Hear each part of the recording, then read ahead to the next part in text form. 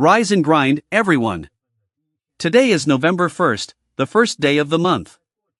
Over the past 6 months, the S&P 500 hasn't taken a single month off. It's been green for 6 consecutive months.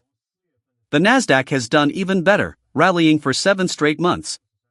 If we calculate from the lows in April, the S&P 500 has surged 43%, while the Nasdaq has skyrocketed 60% from April till now.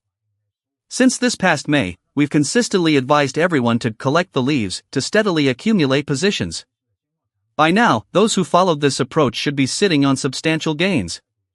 Last night, all 3 major U.S. stock indices closed higher, though they haven't fully reclaimed their recent losses. In our members-only section, we analyzed how trade negotiations impact U.S. stocks and concluded they don't pose a substantial threat. Chinese concept stocks also rose, while precious metals saw slight consolidation. Yesterday's market focused on 3 key themes: interest rates, the economy, and tech. Small blue diamond on interest rates. Since Powell indicated that a December rate cut isn't set in stone during the recent FOMC meeting, market expectations for a cut have dropped from 88% to around 50%. However, Fed official Miller, a voting member, publicly stated that current data supports a cut in December. Miller is considered an ally within the Fed, and he even expressed willingness to serve as Fed chair if invited. For now, the market remains uncertain about December, partly due to a lack of recent data amid the government shutdown. Small blue diamond on the economy. The White House Economic Council director stated that Q3 GDP growth is expected to reach 4%. In our members area, we analyzed how AI is boosting the U.S. economy, aligning with earlier predictions of around 4% growth. This underlying economic strength forms the foundation of our bullish outlook on U.S. stocks.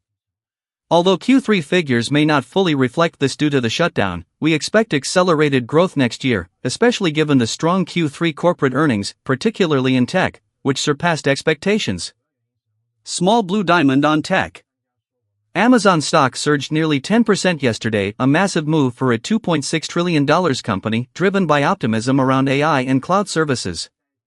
A UBS expert emphasized that AI-related stocks will continue to lead market performance and urged underweight investors to increase exposure. We've been saying all along, U.S. stocks depend on tech, and tech depends on AI. We also believe today's prices will look cheap a year from now. As time passes, this outlook continues to be validated, and our strategy remains clear and consistent. Small blue diamond on Chinese stocks. We break this down into 3 areas: quarterly earnings, strategy, and overseas perspectives. Most Q3 results are now in, and growth has been solid, especially in tech, cyclical sectors, TMT, tech, media, telecom, steel, and non-ferrous metals. We recommend focusing on high-end manufacturing and advanced materials. In terms of strategy, we maintain our tech plus high-dividend stocks approach. With economic risks lingering, yesterday's manufacturing PMI hit a 1-year low of 49. The market remains vulnerable to pullbacks. High-dividend stocks tend to cluster together for safety during downturns. So, our 2-pronged strategy remains: tech for offense, high-yield dividend stocks for defense. Small blue diamond overseas perspectives.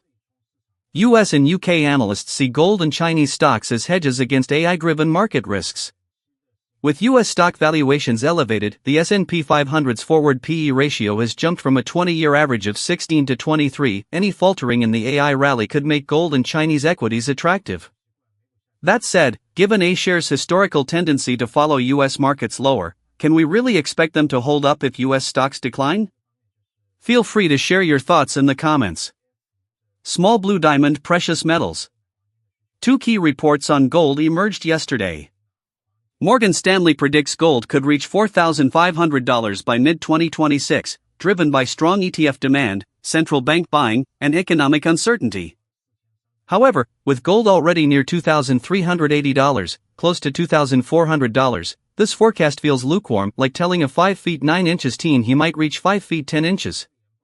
Bank of America echoed a familiar theme, viewing gold as a hedge against equity risk, a point also highlighted in a recent Goldman Sachs report. In our view, precious metals may be entering a period of consolidation. There's no need to rush in, we're waiting for lower levels within the range to resume leaf collecting. Let it churn for now. Follow us to stay on track with your investments.